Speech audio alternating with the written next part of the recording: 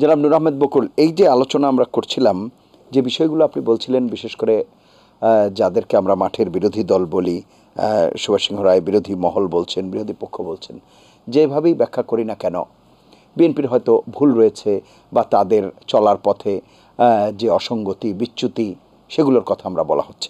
কিন্তু এখন যেই অবস্থাটা তৈরি হচ্ছে বা যেই অনাকাঙ্ক্ষিত কথা মানে ঘটনাগুলোর কথা আমরা বলছি, বিশেষ করে ভোট ব্যবস্থায় যে অবস্থা তৈরি হয়েছে সেটি তো নিঃসন্দেহে কারোই কাম্য নয়।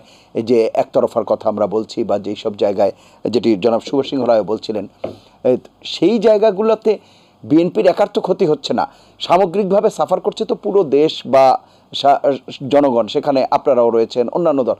তো এটির থেকে উত্তরণের আসলে পথটা কোথায়? আমি আমার শুরুতেই আমি কিছু কথা বলেছিলাম যে এখানে একটা দর্শনগত সংকট বাংলাদেশকে ঘিরেই রয়েছে, এবং এই রাজনীতিটারই মানে নানান রকমের জটিলতা তারা নিজেদের মধ্যেই পতিত হন। আপনি দেখেন, আমি নির্বাচন বর্জন করতে পারে, কৌশল হিসেবে করতে পারে।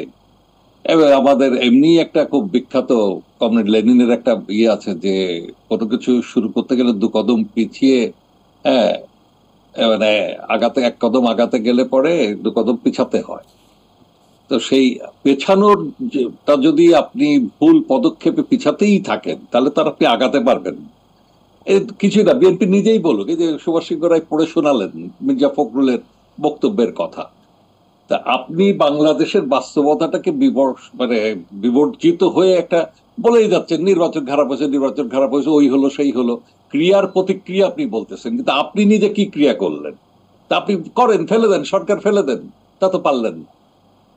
যদি সরকার ফেলে যদি একটা গণতন্ত্র আনতে পারতেন তাহলে বুঝতাম যে লড়াইয়ের মধ্যে দিয়ে আছে না, কিন্তু বকুল ভাই, আমি যেটি বলছিলাম যে বিএনপি বাদে অপরাপর রাজনৈতিক দল যারা আছে তাদের ভূমিকা কি আসলে? এখানে বাংলাদেশে এখন যেটা আমি বলি, এটা তো সমাধানটা খুঁজে পেতে গেলে আরো একটু আমার ভাষায় যদি বলি বা আমার যে দর্শন আমি সেখান থেকে যদি বলি, আমরা কিন্তু পৃথিবীর একটা বড় ধরনের সামাজিক, অর্থনৈতিক, রাজনৈতিক যে ব্যবস্থাপনা রয়েছে পৃথিবীতে, সেই ব্যবস্থাপনার একটা বড় ধরনের সংকট পৃথিবীতেই আছে। ও আপনি যদি ফ্রান্সের কথা বলেন, আপনি যদি জার্মানির কথা বলেন, আমেরিকার কথা বলেন, পৃথিবীর অন্যান্য অপরাপর দেশের কথা বলেন, সব জায়গাতেই কিন্তু আজকে ডেমোক্রেসি ইজ ইন ক্রাইসিস। এখানে পারফেক্ট কোনো কিছুই আপনি বের করে আনতে পারবেন না। তারপরে বাংলাদেশে আরেকটা বড় বিপদ হয়েছে, বাংলাদেশে বা আজকে ভারতের মতো দেশেও আপনি দেখেন যে আগে টাটা বিড়ালার গল্প শুনতাম যে গান্ধীজির সঙ্গে টাটা বিড়ালার সম্পর্ক আছে, এই কারণেই যে একটা জাতীয় পুঁজির বিকাশ ঘটাতে গান্ধীজির একটা অবস্থান আছে টাটা বিড়ালার সঙ্গে। কিন্তু আজকে টাটা বিড়ালারা আজকের ফ্যাক্টর না, আজকে ফ্যাক্টর হয়ে গেছে কর্পোরেট ক্যাপিটাল। আজকে আদানি আম্বানি হচ্ছে ফ্যাক্টর, তেমনি আমাদের বাংলাদেশে বহু লোকই ফ্যাক্টর, বহু মানুষই ফ্যাক্টর। এখন এই ধরনের জিনিসগুলোর সঙ্গেই আমার এই গণতন্ত্রের যে সম্পর্ক রয়েছে অর্থনীতির সঙ্গে, এই সংকটটা যদি আমরা বুঝতাম, যেমন ধরেন দেশ শাসনের প্রশ্ন, আমরা কি 100% দেশ শাসন করতে পারছি? যদি দুর্নীতির কথা বলি, যে আমাদের প্রশাসন ব্যবস্থাপনায় যে দুর্নীতিটা আছে, এই দুর্নীতি আমি কতটুকু কমাতে পারছি?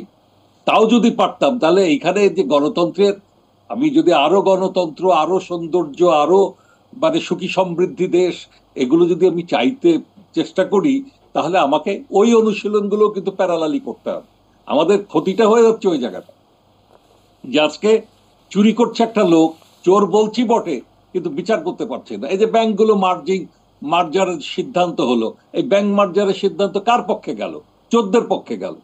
চোরদেরকে রক্ষা করা হলো, তাদের শাস্তি হলো না। হ্যাঁ, আপনি ইকোনমি সবল রাখতেছেন, আপনি বিপদ থেকে বাঁচার চেষ্টা করছেন, কিন্তু চোরদেরকে তো আপনি বিচার করে দিতে পারলেন না।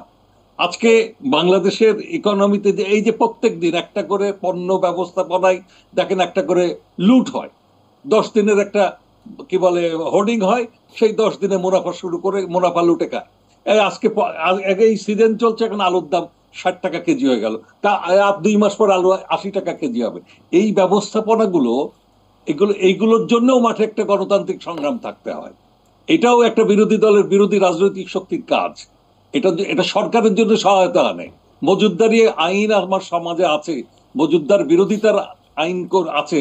সেই বিরোধিতার আইনকে কার্যকর করতে গেলে ওই দুর্নীতিবাজ মানুষের বিরুদ্ধে যদি জনগণের সংগ্রামের জায়গায় রাজনৈতিক, দেশপ্রেমিক রাজনৈতিক দলগুলো, জনগণের দলগুলো যদি লড়াই না করে, তাহলে গণতন্ত্র এখানে। অসংখ্য ধন্যবাদ।